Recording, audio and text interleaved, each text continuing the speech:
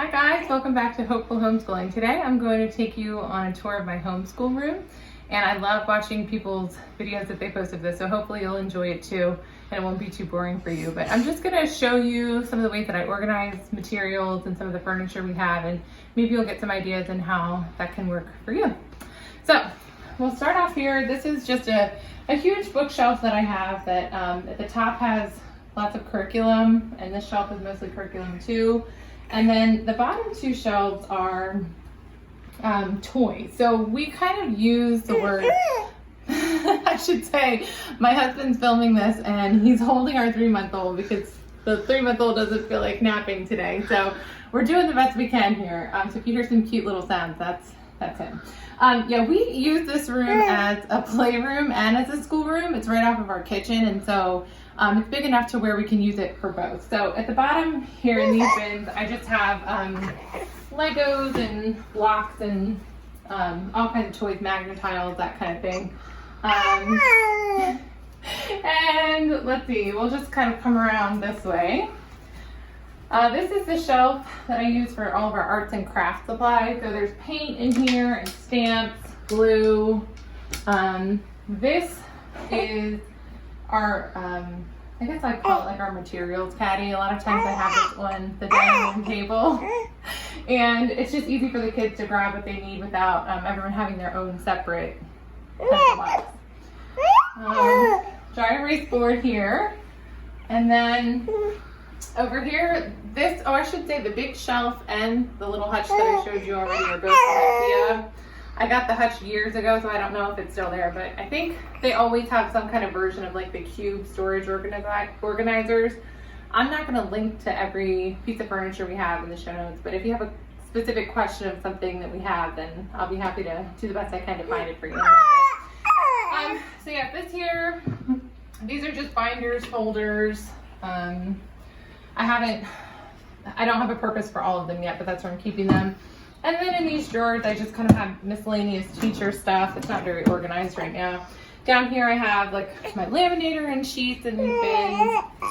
Then we have one desk with some curriculum on top that I need to sort through. And then another desk, obviously. And throughout the school year, this is not here. This is just a temporary summer situation. I'll just show you, this is something new I'm doing this year. One of these 3-tiered rolling carts. I think I got this at IKEA too. Yeah. So I have 3 kids who are doing school, and so they each have one, and in it, it's the same supplies for all 3 children.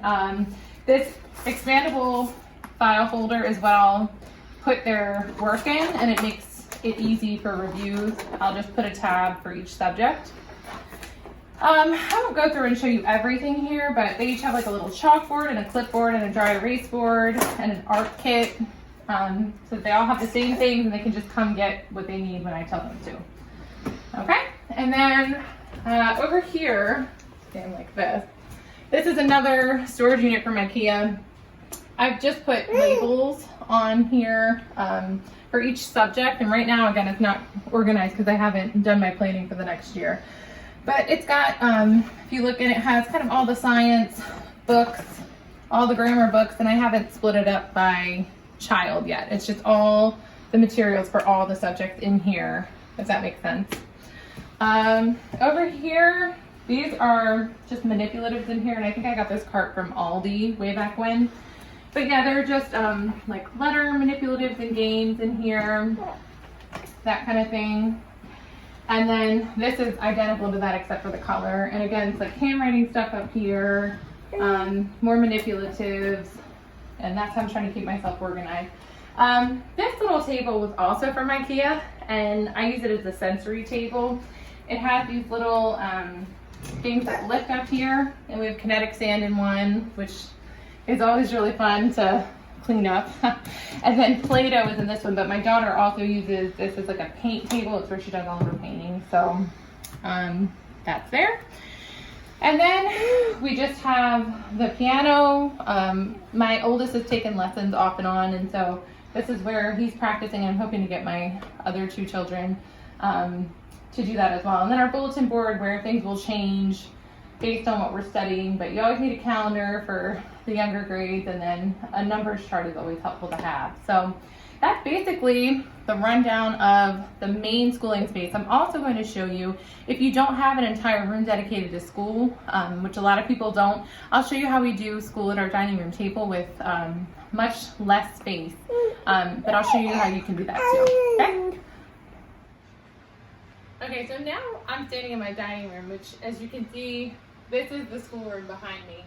We have this little peekaboo window that I call it, but my dining room table is here, and a lot of people don't have a separate dedicated school space, and that's okay. There are tons of people who run schools just at their table. So I just wanted to show you how we do that here as well. So I mentioned in one of my other videos that we do morning time, which is when we combine a lot of subjects and do them, combine a lot of grades and do different subjects that way. And so we do that at the dining room table. This I showed you within the other room, but this has a handle and I can pick it up and carry it wherever. So most of the time it's in the dining room because all the kids can use everything at once. But these little carts are nice. You can find these on Amazon or Michael's with a coupon. But I think they're just called work boxes.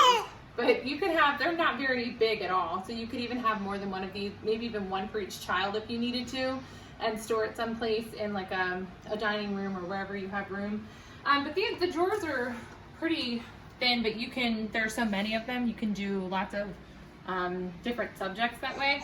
So here I just have a basket. We're going to use this for our morning time this year, the Simply Charlotte Mason Enrichment Studies. So I want to have that nearby, and then pretty much each subject we're using for morning time has its own drawer in here. So I haven't labeled these yet, but there will be a drawer for, let's see, I could even go through and show you art. This one is poetry. This will be the character study, the laying down the rails from Simply Charlotte Mason. That'll be music. So this is some phonics that we're doing now. So I'm trying to store here what we'll do with all three of my kids. We'll also do science together and Bible. So I hope this was an encouragement to you that you don't need an entire room just for homeschooling, but you can get creative with what you have and use the bookcases and the furniture that you already have and just kind of set them aside for school if that's how you want to do it. So if you all have any questions, feel free to ask and I'll try to answer them, and any questions you might have about specific things that I've mentioned here. All right, have a good one.